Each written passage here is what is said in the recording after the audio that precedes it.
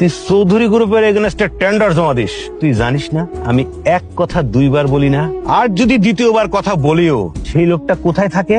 হাসপাতালের বেডে শুয়ে থাকে। তৃতীয়বার যার সাথে কথা বলি আমি, সে কবরস্থানে শুয়ে থাকে। রাজা ভাই আমার ভুল হয়ে গেছে ভাই।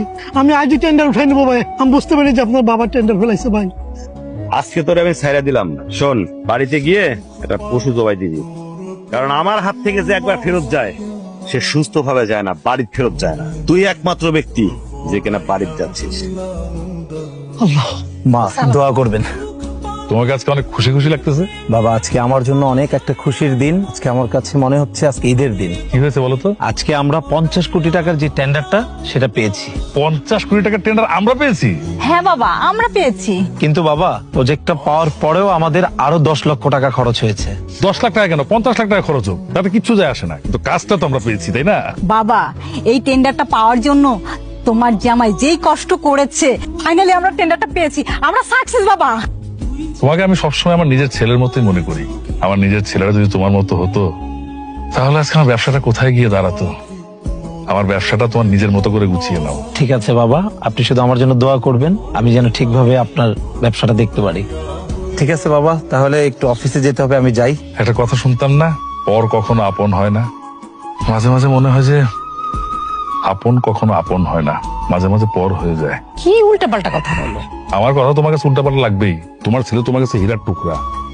বাবা জীবনে অনেক পাগলামি করছে, এবার একটু থাম।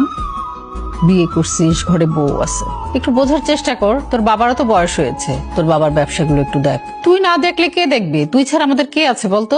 তোমাদের আদরের জামাই আছে না, সে তো ব্যবসা দেখছেই, সে তো আমার থেকে অনেক ভালো। জামাই তো জামাই, ছেলের জায়গায় কি জামাইকে দেখা যায়? যায় কিনা সেটা তো আমি নিজের চোখেই দেখতেছি। নিজের চোখে তো আর অবিশ্বাস করতে পারি না।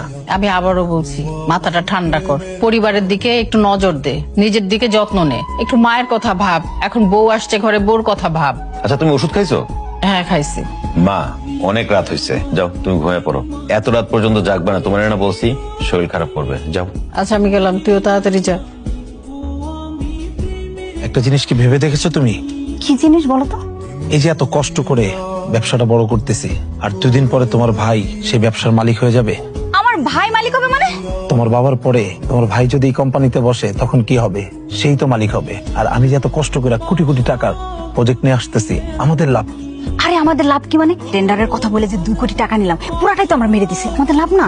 আরে বাদ দাও তো, তোমার 2-3 কোটি টাকা। আমার মাথায় একটা প্ল্যান আসছে। কি প্ল্যান? তাড়াতাড়ি বলো। এখন বাবা এমডি, তারপরে তো তুমি সব। এই মুহূর্তে যদি তোমার বাবা মারা যায়, তাহলে পুরো কোম্পানির দায়িত্ব কার উপরে আসবে? তোমার উপরে। তুমিই মালিক, তোমার ভাই তো আর এখন এখানে নাই। একবার চিন্তা করে দেখো, পুরো কোম্পানির মালিক তুমি। কিছুদিন পরে যদি তোমার ভাই চলে আসে, তাহলে কি সেই সুযোগ তুমি আর পাইবা? কথাটা তুমি খারাপ বলো না, কিন্তু সাপও মরবো কিন্তু লাঠিও ভাঙবে না। আমার থেকে তোমার বাবা তোমার কাছে অনেক দামি হয়ে গেল। তুমি কি আমার সাথে থাকবা না তোমার বাবার সাথে থাকবা?